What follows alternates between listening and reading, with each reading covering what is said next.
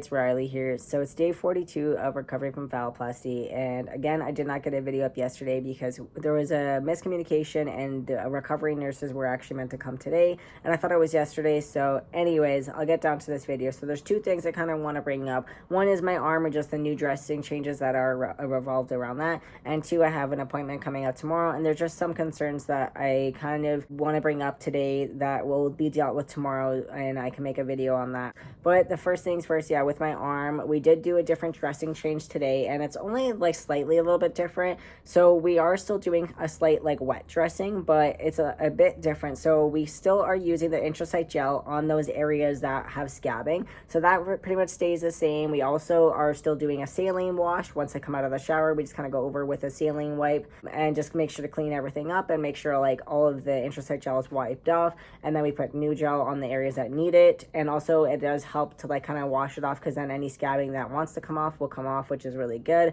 And it actually is looking really, really amazing. I'm very shocked at how much has changed. I'm actually going to post a picture on my Instagram today. I don't normally like to post pictures on my YouTube channel, only for the fact that I really don't want to get the videos flagged. So if you want to see pictures, please make sure to go follow me on my Instagram page. And I'll mention this now. It will be in the link in the description down below.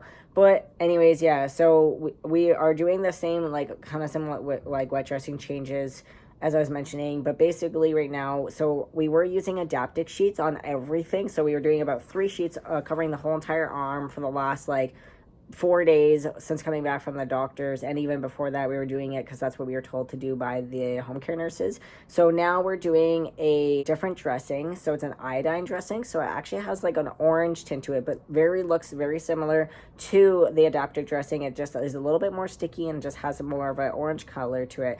But what will happen is that iodine and the absorption of it will go into my skin and will help everything, heal a little bit better than just the adaptive dressing, and has a little bit more chemicals like with healing in it. So I'm looking forward to seeing what that changes, but we're basically only focusing on and putting that on the areas that actually need it. So we're doing all of the hypergranulation tissue back here on the tendon and like the area that had kind of open, also granulation tissue.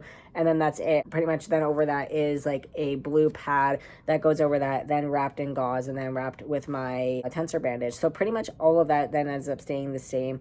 And then, yeah, the intrasite gel just going on the scabbing that is still there to help it kind of lift and make it a little bit softer, and help it also with the wet wound dressing and helping it heal. So it's just a very minimal slight changes here and there. We might not need to be doing very many more of the silver nitrate treatments either. Like today, I feel like would be the last day. It's pretty much almost flush, and also there isn't not very much wetness to it and not very much goop coming out of it. And once it gets to that point, it's pretty much almost healed. So we did one more today to see what happens, and I don't think after today we'd really need to be able to do anymore.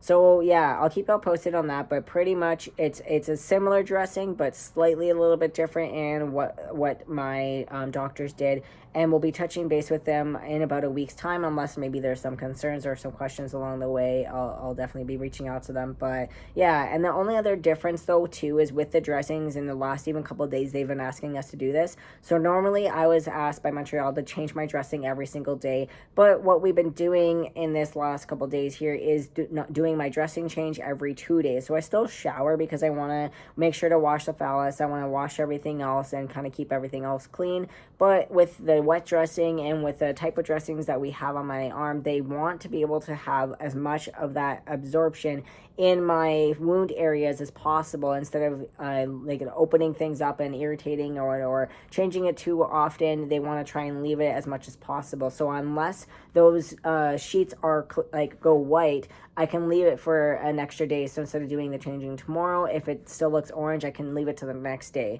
So yeah, it's a little bit different in that way because I'm waiting an extra day to do those dressing changes, but it's still, is wet dressing changes. Is just also using a slightly different materials or items. So, and then the second thing I guess I want to talk about today is with the phallus. So as mentioned a little bit earlier, there's a couple concerns, which one of the concerns I mentioned in yesterday's or the other day's video is is. There does not seem to be a hole where the urethra is, but I'm going to be talking to my urologist about that also with Montreal. I'll send them a picture and we'll see what they have to say. But as of right now, like, I'm more concerned about the scabbing and how the skin underneath it looks. So we did a little bit of a different cleaning today. So she took a Q-tip and rubbed it underneath the scabbing, which actually did lift quite a bit. But to actually clean the skin that's underneath it, because it is looking very yellow, it is looking kind of like a bit of an orange, and just it doesn't look the greatest. So we want to try and clean it as much as possible. And then tomorrow I have an appointment, which I may ask them to do a like gauze or a swab on that specific area, because when we've been doing the swabs, we've been doing it around the base of the phallus, not down the side, which is where the scab still is. But yeah, we'll see what happens. But with that, like, the one good thing is that I'll be able to use the Q-tip and actually do a proper cleaning underneath it, and hopefully with that as well, I'll be able to like clean up some of the gunk that's underneath it, clean up some of the skin that's underneath it. But as well, if they have any other suggestions, or if they want to take a swab and maybe I have to go back on antibiotics, I'm not too sure, but we'll see about that. And of course, as always, I'll let you all know. But really, that's my biggest concern right now. Like, my arm is looking really good. Things are really changing with that, so I'm not too concerned other than the open tendon. Like, I'm just keeping my eye on that and making sure that nothing like progresses or changes dramatically, which it hasn't been looking really any different. So I'm very happy and pleased about that. The biggest concern for me right now is the phallus and just like how that scab is looking and how things are healing kind of closer to the top. So yeah, I will keep you all posted on this. And if you have any questions, comments, or anything like that, always feel free to put it down in the comments down below. And as always, as I mentioned in the description, there will be a Linktree link, and it brings you to my Amazon wishlist and recovery tip option if you would like to help and support me that way, as it is greatly appreciated throughout this time. But as well, it gives you access to all my other social medias if you would like to follow me on any of those and just stay up to date on this journey and this recovery, and be able to kind of watch from all sides of this process. But I do appreciate you all being here, and make sure you like and subscribe so that way you can stay up to date on the video updates, and just know that I appreciate you all being here. But anyways, thank you all. Bye for now.